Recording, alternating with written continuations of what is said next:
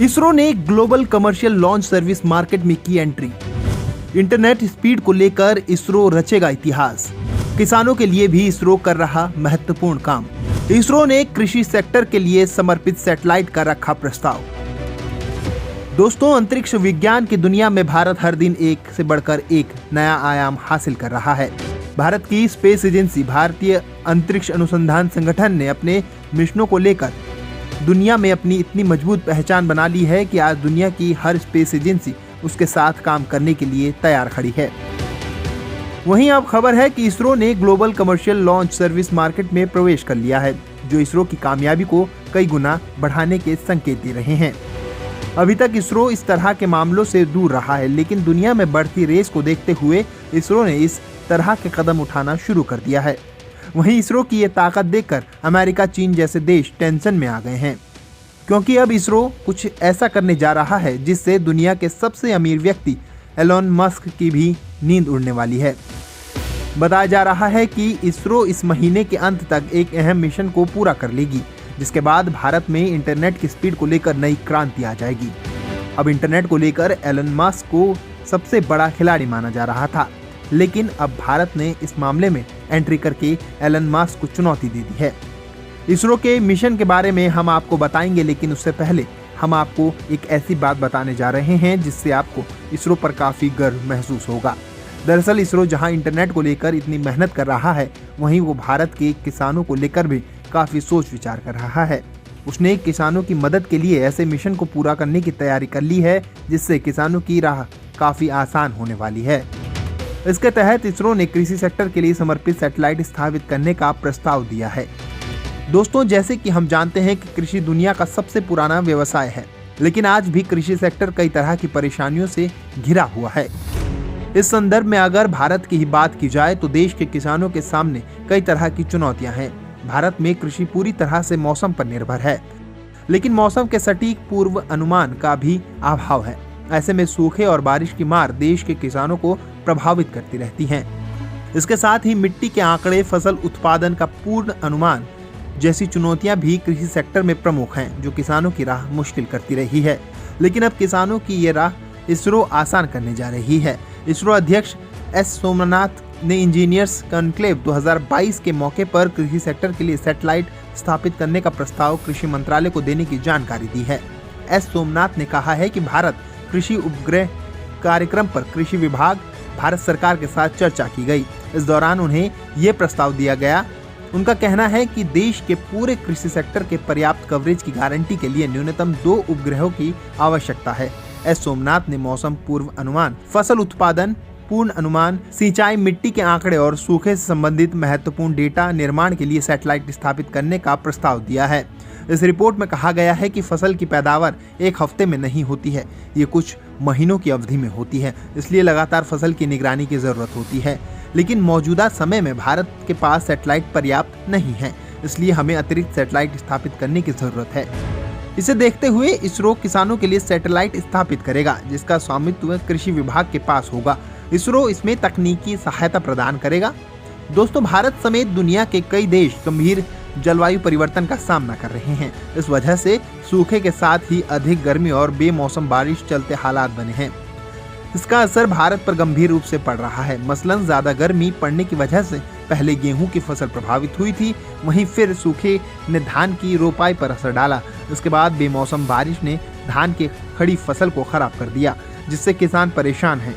उम्मीद की जा रही है कि इसरो की सैटेलाइट किसानों के लिए बेहद ही मददगार साबित होगी और किसानों को होने वाले नुकसान से बचाने की कोशिश की जाएगी। दोस्तों, इसरो भारत के अंतरिक्ष ही नहीं, नई सेक्टर में उसकी मदद करती है। अब वो किसानों को लेकर भी उसकी मदद कर रहा है, जो हमारे लिए काफी गर्व की बात है। वहीं इसरो अब इंटरनेट स्पीड को लेकर जो काम कर रहा है, उससे भी भारत का नाम पूरी दुनिया में फिर से गूंज उठा है। इसरो इसे महीने भर में पूरा करने की तैयारी कर चुका है। इसके तहत इसरो अपने सबसे भारी launcher LVM-3 launch vehicle mark 3 के माध्यम से 36 OneWeb उपग्रहों को अंतरिक्ष में लॉन्च करेगा। इसरो द्वारा लॉन्च LVM-3 को वैश्विक वाणिज्यिक लॉन्च सेवा बाजार में पहचान देगा। इसरो एक ब्रिटिश स्टार्टअप कंपनी OneWeb के इस 36 सैटेलाइट को लॉन्च करेगा। ये लॉन्च 23 अक्टूबर को शेड्यूल किया गया है।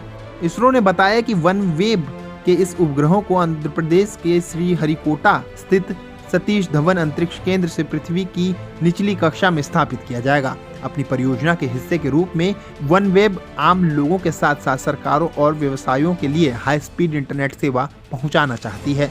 इसरो ने एक स्टेटमेंट जारी करके बताया कि LVM-3 M2 OneWeb India 1 mission का लॉन्च 23 अक्टूबर को भारतीय समय अनुसार 12:07 पर किया जाएगा।